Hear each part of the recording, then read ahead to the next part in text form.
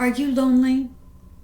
Loneliness is not new here in Canada, but the COVID-19 pandemic has certainly amplified the problem with increased social isolation and decreased social support. Any and all emotions can affect our physical health, and loneliness is no exception. The U.S. Center for Disease Control and Prevention says there's a significant link with loneliness leading to dementia, heart disease, stroke, and even premature death. An ongoing clinical trial by Mount Sinai here in Canada shows loneliness is as bad for you as smoking and could cause up to 45,000 deaths per year. Even if COVID were all gone tomorrow, loneliness would not be. And like many other emotions, loneliness is stigmatized. Some people feel ashamed of being lonely. They feel like it's their fault. Jake Ernst, a social worker and clinical director of Straight Up Health in Toronto, tells us that one of the ways loneliness affects our physical and mental health is by altering people's brains that contribute to disconnection. It changes our executive functioning, which impacts the way we connect, think, plan, organize, and socially engage with other people. Anyone who knows me will have heard me say often that our core fundamental need is for connection. We need each other for survival, and if we disrupt that, our health will start to decline.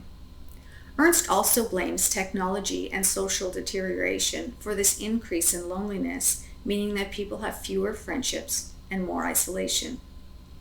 The decline in social connections and community ties is a troubling pattern in many countries, especially since the pandemic. You can find statistics at the Centre for Addiction and Mental Health and also Statistics Canada. Do you know which age group reported the highest levels of loneliness?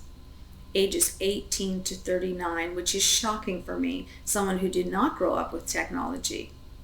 Loneliness has no trouble bringing company to the table, such as anxiety and depression, and this problem appears worse for those who live alone and are single. If this upward trend continues, people are going to continue to experience a deterioration in their mental and physical health.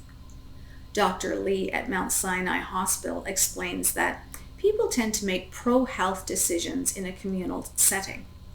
For example, a husband or wife may remind their partner to take medication or to book a doctor's appointment.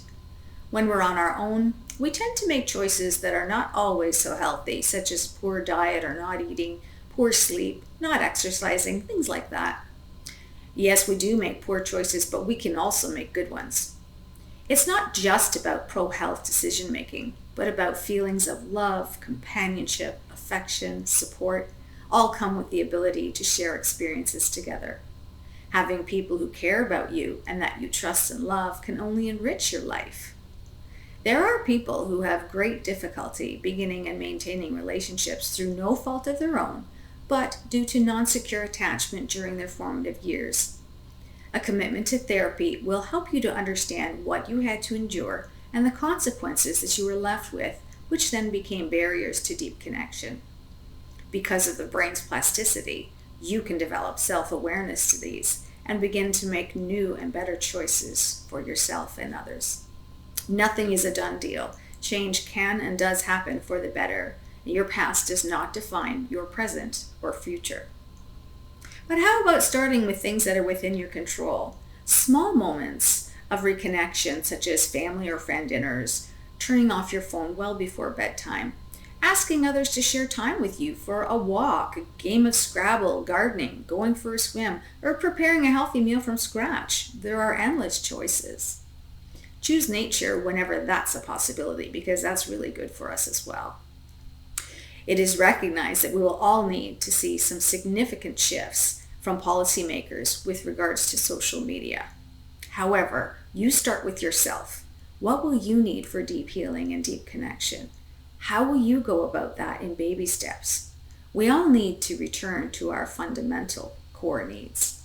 Humans are a social species, and we need healthy relationships for us to be healthy.